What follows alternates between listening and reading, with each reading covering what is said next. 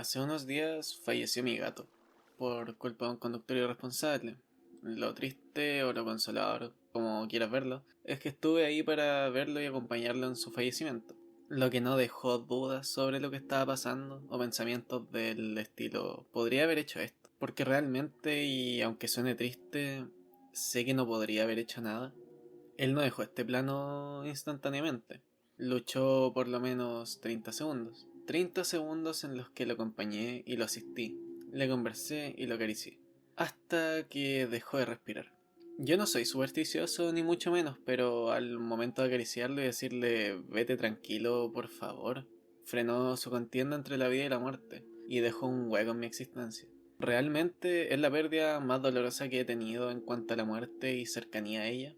Ese día se detuvo mi reloj y me mantuve divagando sobre su partida. Tristemente no pude enterrarlo al momento, pues tenía que irme a un certamen que tenía en la universidad, por lo que quedó en stand-by. Sin embargo, ni bien acabó la evaluación, me devolví a la casa junto a un amigo para llevar a cabo el entierro y hacer lo que podría llamar un rito funerario, donde lo metí en una caja, envuelto en uno de mis polerones que le gustaban, junto con su pelota favorita y su peineta, la comida que no alcanzó a comer, el vestido que compré para él y una nota donde expresaba mi dolor por su pronto deceso. Nota en la que igual puse ojalá estés en un lugar mejor. Eso me dejó rondando por la cabeza una temática en la cual me gustaría tocar en este video, ya que pasé por un proceso del cual me generó interés por investigar. Así que, puta, que entre la temática, que pase la modelo. ¿Quién en su vida no ha sufrido una pérdida? Yo sé que estás pensando en el fallecimiento de algún ser querido, pero no tiene por qué cerrarse sobre las personas. Podemos ver más allá de la muerte de una persona, pues la pérdida puede llegar en distintos aspectos, ya sea el fallecimiento de una mascota, el fin de una relación de amistad o pareja, un objeto que se rompió o dejó de funcionar, inclusive el cierre de un juego o la cancelación de una serie que veías. Con esta pérdida llega el inevitable duelo, un proceso que agota, duele y confunde. De eso quería hablarte el día de hoy, sobre el duelo, la perspectiva de grandes exponentes que hablaron del mismo, situaciones personales y sobre todo cómo podemos transitarlo. Hago un pequeño paréntesis ya que en lo personal me gustaría hablar más que nada sobre la muerte de una persona o mascota amada. Quizás en otro video tocar el tema de las relaciones. Hola, soy el gato con traje y hoy quiero hablarte sobre ¿qué es el duelo? Para empezar, me gustaría definir qué es el duelo. Bueno, es bastante redundante, la verdad, no te voy a decir una mentira. Sí, me pasé de creativo, weón. Bueno, el duelo es el proceso emocional, psicológico y a veces físico que atraviesa una persona después de una pérdida significativa, como se dijo anteriormente. Generalmente se asocia con la muerte de un ser querido, pero también puede aparecer ante otras pérdidas, una relación, un trabajo, la salud, un sueño o un proyecto de vida. Como decía, no es una experiencia lineal ni igual para todos, es un sentimiento más bien subjetivo, cada persona lo vive de forma distinta, con diferentes intensidades y duraciones. Esta definición me la dio ChatGPT. Sin embargo, leí otros artículos relevantes y se asemejaban bastante a la definición dada por la IA. Así que la IA me simplificó la tarea. Ah, sí, soy un flojo de mierda. Suena como si fuera el weón más flojo del mundo. Soy el Christian Ghost, un guatón curiado. Da. Fuera de eso, en síntesis es un sentimiento más bien subjetivo. Un proceso que surge de una gran pérdida, lo que afecta a distintos ámbitos de nuestro complejo existir. La pérdida puede despertar de respuestas que se visualizan en distintas dimensiones, como las siguientes. Esta es la dimensión emocional, que la verdad no deja mucho la imaginación, porque aquí está la tristeza, la ira, la culpa, el alivio, miedo, soledad, añoranza y otras emociones, las cuales pueden alternarse, repetirse o mezclarse. La dimensión cognitiva o mental también se encuentra, que viene acompañada de incredulidad, confusión, pensamientos obsesivos sobre la pérdida, dificultad para concentrarse. También viene con la dimensión física, pueden aparecer alteraciones del sueño, cansancio, falta de apetito o comer en exceso, dolores de cabeza, tensión muscular y otros padecimientos. También puede afectar la dimensión social, que es nuestra disposición hacia las personas luego de la pérdida, pues puedo preferir el aislamiento tanto como la compañía para afrontar el duelo. La dimensión social viene acompañada también de los cambios en las relaciones. Algunos se alejan y otros se acercan más. Como decía Cancerbero, en la vida como película, tragedia, comedia y ficción, es triste pero es cierto. Conocemos a las personas cuando por últimas veces las vemos, unas porque hacen falta cuando se nos fueron y otras que se alejan cuando en alguna desgracia caemos. Dimensión espiritual y existencial. Preguntas sobre el sentido de la vida, la justicia, Dios, el destino. Para algunos el duelo fortalece la fe, para otros genera crisis espiritual. Me parece curioso cómo puede desencadenar dos respuestas opuestas y aún así que ambas puedan coexistir sin problema. Por un lado se encuentra el fortalecimiento de la fe, la cual es una respuesta que puede dar sentido a la muerte, convirtiéndola en parte del siglo, no un final, viéndola más bien como una voluntad divina o una transición a otro plano existencial. Claro, manteniendo un vínculo simbólico con el ser querido, buscando consuelo en las frases y pensamientos del estilo está en un lugar mejor, nos cuida o volveremos a encontrarnos. Que para qué voy a mentir, yo la he utilizado, de hecho, recientemente. Este fortalecimiento también se encuentra en las prácticas religiosas y comunitarias, como los rezos, misas y distintos rituales que nos ofrecen cobijo.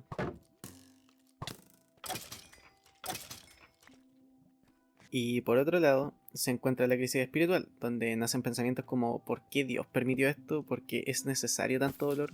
Esta última pregunta se puede llevar tanto al fallecido como a quien sufre por él, ya que hay personas que no le hacen daño a nadie y se van en un sufrimiento horrible, al igual que los mismos animales que no tienen conciencia sobre el bien o el mal, pero que pueden sufrir destinos tristes, lo que deja con un mal sabor de boca a quien lo observa. Esto puede desencadenar enojo con Dios o con la creencia que tengas. Así apareciendo la duda existencial, ¿cuál es el sentido de vivir si al final mi desenlace es inevitable? Puedo decir de primera fuente que sí, pasé por varias de estas dimensiones. Diría que en un principio pasé por la cognitiva, ya que cuando lo vi surgió esa incredulidad, tipo no podía procesar lo que estaba sucediendo. Luego de 5 minutos aproximadamente del evento vino la parte emocional. Estuve igual un buen rato llorando en mi pieza y gritando antes de irme a la oración, que por cierto era a las 8 de la mañana y mi gato falleció a las 7 aproximadamente. También vino acompañado de la dimensión física, pues estuve con ganas de vomitar todo lo que restó de día. Diría que luego pasé por la espiritual, ya que aunque no tenga fe, hice lo que pude para dar sentido a su muerte y en su camino lo que sea que tengamos del otro lado. Y como fui criado en una familia católica, solo tiene a rezar antes y luego de su entierro como parte del duelo. Siendo sincero, no tengo fe, pero elijo creer para no dejar vacíos en cosas que no puedo explicar como la muerte. Y elegí rezar por mi gato porque es un tipo de consuelo. Y sí, sé que es contradictoria la falta de fe con elegir creer, pero increíblemente puede convivir una con la otra. Bueno, y por último la dimensión social, la cual estuve pasando desde su fallecimiento hasta hoy. Primero con la compañía de amigos, un poco obligada, aunque sí me ayudaron y lo agradezco, pero ¿por qué obligada? La respuesta es simple. Hubiese preferido quedarme tirado en mi pieza el resto del día, aislado de toda persona, cosa que estoy haciendo ahora. Igual no va, los siguientes días me aislé y rechacé la compañía que me ofrecían mis amigos, no porque no quiera estar con ellos, más bien porque quería o sentía la necesidad de estar solo, luchando contra el pensamiento. Luego de saber qué son las dimensiones, todos podemos pasar por una o varias de estas dimensiones. De hecho, no tiene por qué ser solamente una con la que te identifiques, sino que puede ser una combinación de todas, de dos, de tres, de cuatro y así. Luego de las dimensiones que se ven afectadas en nuestro vivir por el shock de la pérdida se encuentran los tipos de duelo. Los especialistas en psicología y tanatología suelen clasificarlo así. El duelo normal o esperado es el proceso típico con tristeza, dolor y adaptación gradual a la pérdida. No significa que sea fácil, sino que se desarrolla dentro de lo esperado. El duelo anticipatorio se vive antes de que ocurra la pérdida, por ejemplo, cuando un ser querido tiene una enfermedad terminal. Permite a veces ir asimilando la partida de manera progresiva o de a poquito. Duelo complicado o patológico. Ocurre cuando el duelo se estanca o se intensifica de manera que impide seguir con la vida, pues puede expresarse como duelo crónico, que es muy prolongado y sin avanzar. El duelo retrasado, es la persona que se bloquea al inicio y aparece mucho tiempo después. De hecho, el duelo retrasado es lo que sufre Hal en Malcolm in the Middle cuando fallece su padre y como que al principio no pasa un duelo hasta que al final queda como se murió mi papá y ahí queda para la caga. Bueno, duelo exagerado se mezcla con depresión grave, ansiedad o conductas destructivas. El duelo enmascarado se niega el dolor pero aparece en forma de síntomas físicos o conductas extrañas. Luego de estos subtipos que tenía el duelo patológico, viene el duelo colectivo o social, cuando una comunidad entera atraviesa una pérdida, desastres naturales, guerras, pandemias, crisis sociales. Otros enfoques de duelo que podrían haber sería el duelo por muerte súbita, por ejemplo accidentes, catástrofes, o que alguien se quite la vida por mano propia. Y el duelo por la pérdida no reconocida socialmente, mascotas, parejas, abortos, migración, pérdida laboral y otros. La verdad leí todo este apartado tal cual porque siento que no hay mucho que añadir ni nada que quitar, diría que todo es necesario.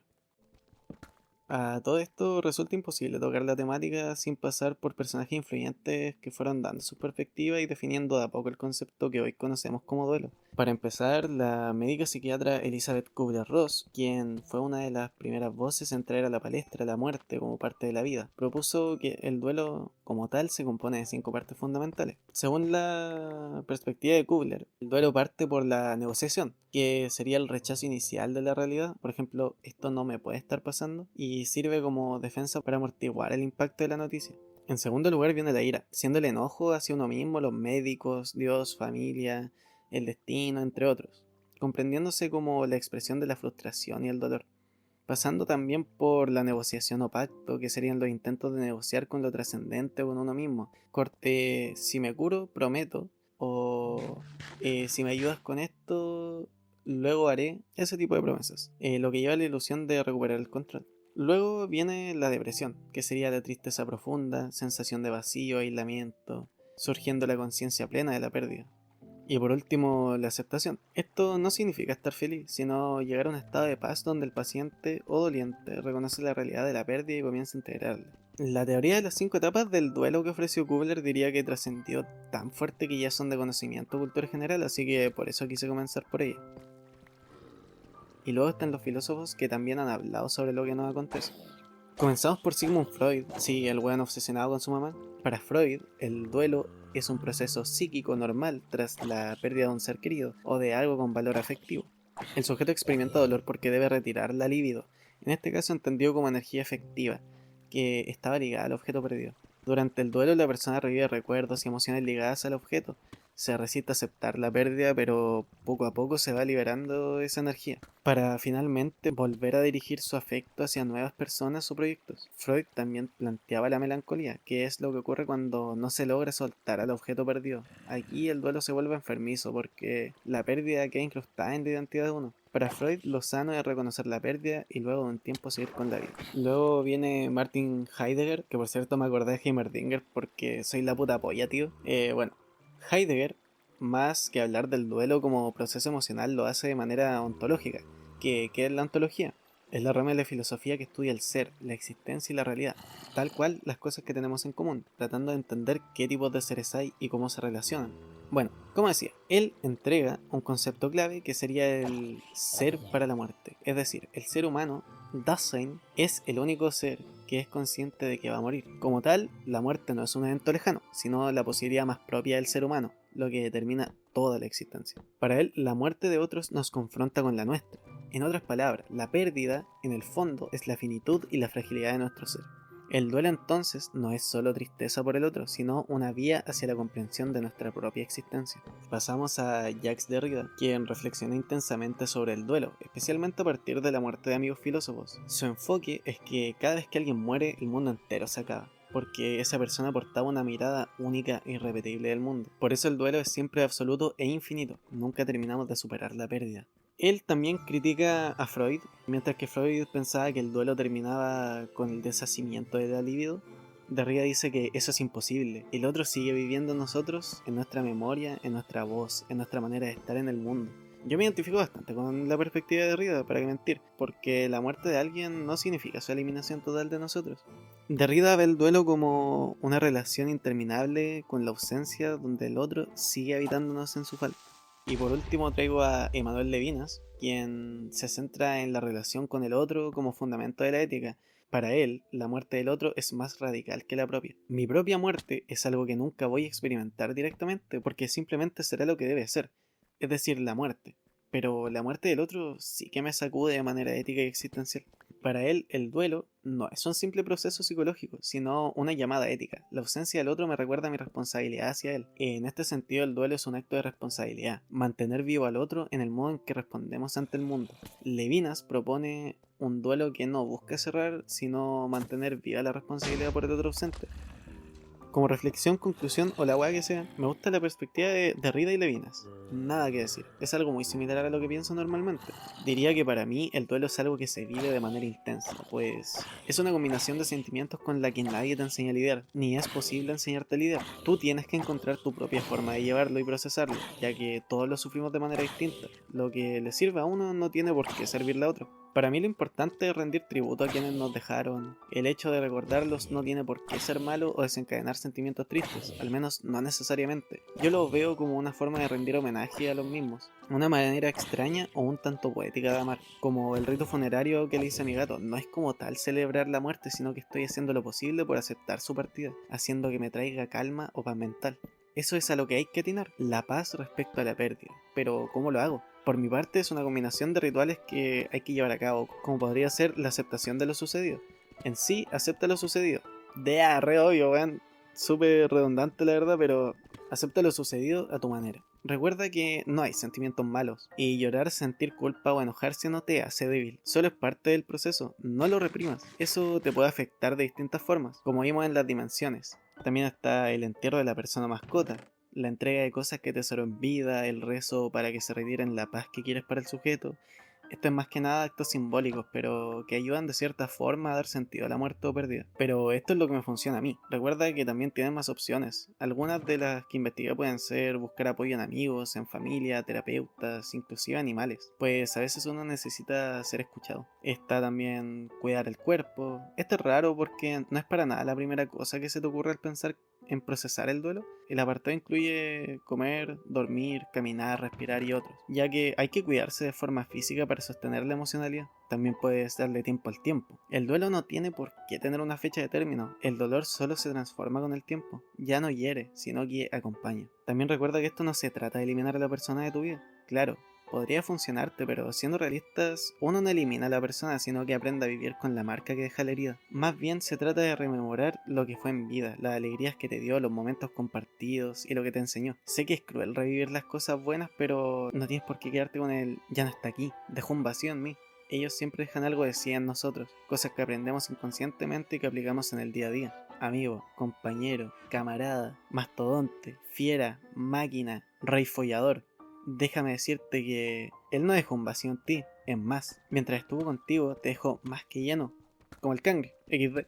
Simplemente debes encontrar otra forma de acercarte a él, ya sea por medio de la religión, por medio de los recuerdos u otros. Si no te sirve nada, date el tiempo necesario para sentir, pero no dejes que esto frene tu vida. La muerte de un ser querido no tiene que dejarte inmóvil, pues el tiempo no se devuelve y tienes que hacerlo valer. Enfrenta la pérdida como quieras, pero que tu vida no se detenga. Esa persona mascota no querría eso. Aprovecha tu vida. Tal cual como dice Canserbero en su tema, y sí, vuelvo a citar a Canserbero porque es un buen cantautor, para qué mentir. Pero dale que nadie va a esperar por ti. El mundo no se va a parar porque tú te sientas así. De eso es lo que quería hablar en esta ocasión. Gracias por escuchar a un weón tan autista hablar de estos temas. De verdad lo agradezco. El video anterior llegó a las 300 vistas. Sé que no es mucho, pero para mí es muchísimo. Caleta para los entendidos. Espero que este video les haya servido o lo haya entretenido. Eso, cabros. Los quiero, cuídense, quiéranse y apreciense. Chao, chao, chao, chao, chao. Chao, pescado.